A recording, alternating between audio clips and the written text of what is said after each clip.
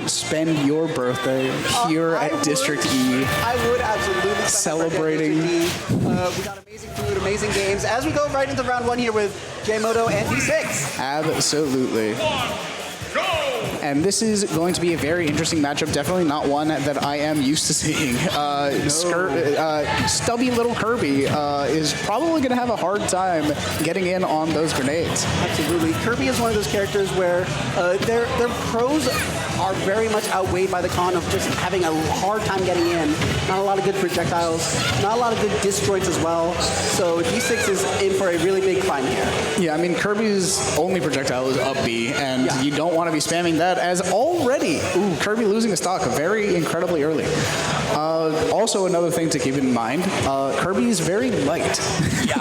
And Snake, on the other hand, is incredibly heavy. So every single trade that Snake gets is always going to work out in his favor. That's exactly what he wants. Especially when we already have such a commanding stock lead. J-Moto is absolutely going for all of these trades here, knowing that they're going to stay in the lead with him.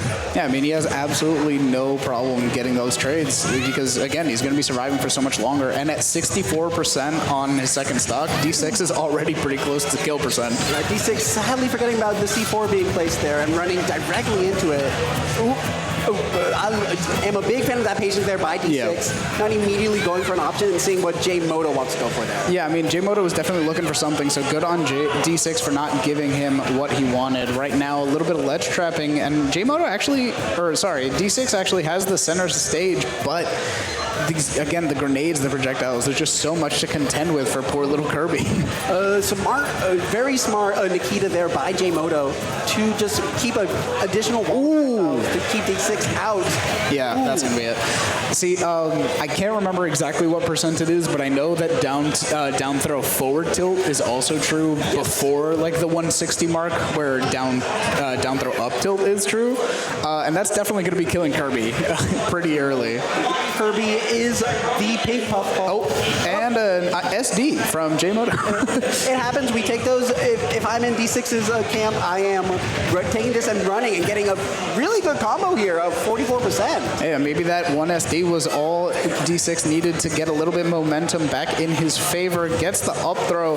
Definitely racking up the damage very quickly, but again, just these traps that J-Moto has been setting for D6. Amazing job there by D6 to just barely, with their spacing, avoid J-Moto's grab there.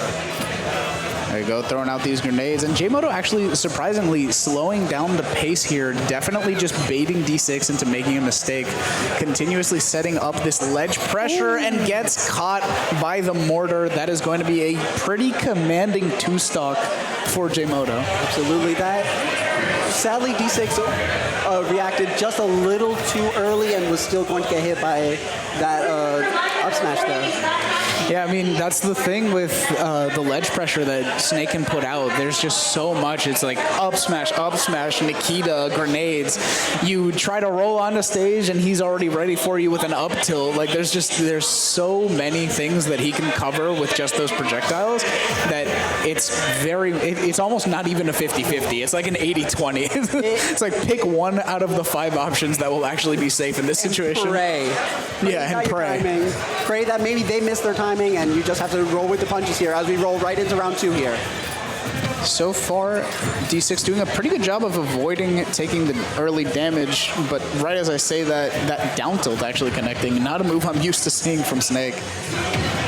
Once again, these two are just trading. As of right now, D6 does have a little bit of a percent lead, but as we saw earlier, that could only mean so much. Yeah.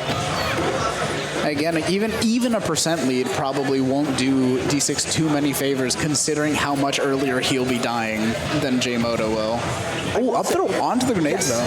This is something that D6 went for round 1 that I was a really big fan of, since it protected D6 from the grenade itself while also using the grenade to his advantage. Yeah, absolutely. And now J-Moto going high on that recovery, but a good parry into the back air. Oh, breaking the Cypher. Fantastic option there from D6. It's very creative. Yeah, it's you very rarely see the Kirby players go for the stone. Yeah. Because it's one of those where it's like it's a little predictable. It's the little brother move. Yeah. It's the little brother move. But sometimes the little brother move just works. Their options are only stupid if they don't work. Exactly. The second a stupid option works, it is no longer stupid. Exactly, which was why it was such an amazing job for their 4D6. Good dash attack there from J-Moto, though, closing that distance, and now again has D6 on the ledge. Great back air. Now, once again, we're back in the exact same position as we were at the end of round 1 here. Setting up the traps again with the up smash and the Nikita. Ooh, amazing patience there by D6, seeing the trip and trying to call out J-Moto on their next option. Oh, good up smash, too. I'm actually only just now realizing D6's in-game tag is no camp, please. I didn't put that together before. Ooh, jab. Oh, what an option. It may have been a misinput potentially. Oh my god, it doesn't matter. No, what a does read. not matter. We have the landing Nikita to just pressure a option out of D6, and it immediately went in J-Moto's favor. Ooh, what a landing there from J-Moto, and the grenade going to lead into all that damage. 46% off of one interaction, but a back air taking the stock at like 120. Honestly, this is still looking very, very doable here for D6. D6 Absolutely. is a very skilled player.